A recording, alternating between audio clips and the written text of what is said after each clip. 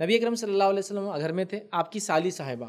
مائی عائشہ جنہا کی بہن اسما بنت ابی بکر رضی اللہ عنہا، یہ آپ کے گھر میں آئی، ٹھیک ہے۔ جب آئی تو نبی اکرم صلی اللہ علیہ وسلم نے چہرہ پھیر لیا اور پھر کہا جب لڑکی بالغ ہو جاتی ہے، مطلب اس کا مطلب یہ وہ پہلے آیا جایا کرتی تھی گھر میں،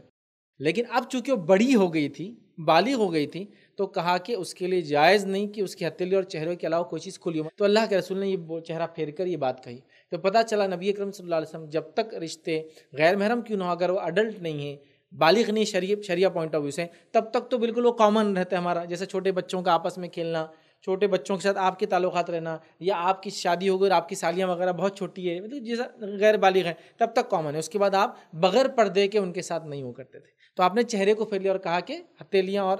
چہرہ چھوڑ کر اس کے لیے جائز نہیں کہ کوئی چیز اس کی ڈسپلے ہو، مطلب دکھے، ڈسکلوز ہو، تو لہٰذا آپ نے بغیر پردے کی بات نہیں کرتے تھے۔ تو پتہ چلا کہ نبی اکرم صلی اللہ علیہ وسلم صحابہ پردے کی جب تک بالغ نہیں تھے تب تک وہ تعلقات رہتے تھے، مطلب بات چیت وغیرہ سب رہتی تھی، بالغ ہونے کے بعد پردہ کرتے تھے، پردہ ہونے کے بعد بات چیت کرنے پھر کوئی حرج نہیں، مطلب کوئی خاتون پردے میں اور آپ سے بات کرے آپ کر سکتے ہیں، آپ سمجھیں؟ تو گویا پردے سے پھر سب چیزیں، پردے بولے تو کوئی سامنے ہینگنگ والا پردہ نہیں، خاتون پردے مطلب برقعے میں ہو وغیرہ ہو تو بالکل آپ بات کر سکتے ہیں، پھر مسئلہ نہیں۔ تو نبی اکرم صلی اللہ علیہ وسلم صحابہ یہ کرتے ہیں۔ اسی طرح نبی اکرم صلی اللہ علیہ وسلم صحابہ کی آپ زندگی دیکھیں تو کسی بھی غیر محرم عورت کے ساتھ آپ اکیلے نہیں ہوتے تھے، پہلے تو پردے میں کرتے تھے بات جب بھی ہوتی تھی،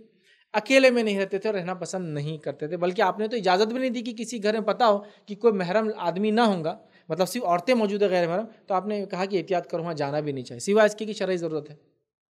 آپ سمجھیں، احتیاط کرو۔ تو پردے سے کرنا ہے۔ سیکنڈ جو ہے خاموخواہ خلط ملط نہیں ہونا، یاد رکھیے، مطلب شرعی ضرورت کے تحت خلط ملط ہو سکتے، بات چیت وغیرہ بھرا شرعی ضرورت کے تحت کر سکتے۔ اکیلے نبی اکرم صلی اللہ علیہ وسلم کبھی کسی خاتون کے ساتھ نہیں رہتے تھے، آپ نے کسی خاتون کو جو غیر محرم تھی چھونا پسند نہیں کیا، تو پتہ چلا آپ کسی کو چھوتے نہیں تھے، کسی غیر محرم کو دیکھتے نہیں تھے، کسی غیر محرم کو۔ اسی طرح آپ پسند نہیں کرتے تھے کسی غیر محرم کو دیکھا جائے،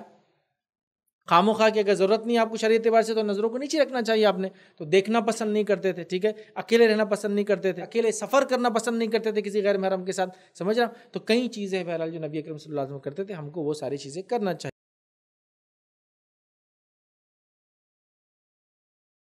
السلام علیکم، آپ بھی ہمارے اس کام میں تعاون کریں اپنی زکات و صدقات کے ذریعے۔ ڈونیشن ڈیٹیلز کے لیے ڈونیٹ اس پر کلک کریں۔ اگر آپ کو ہمارے ویڈیوز پسند آئے ہیں تو اسے شیئر کریں اور سب کے حقدار بنیں۔ روزانہ ہمارے ویڈیوز کو پانے کے لیے ہمارے یوٹیوب چینل کو سبسکرائب کریں اور بیل آئکن دبائیں۔ ہم سے دیگر سوشل میڈیا پر جڑنے کے لیے ویڈیو میں دیے گئے آئی ڈی کو سرچ کریں۔ جزاک اللہ۔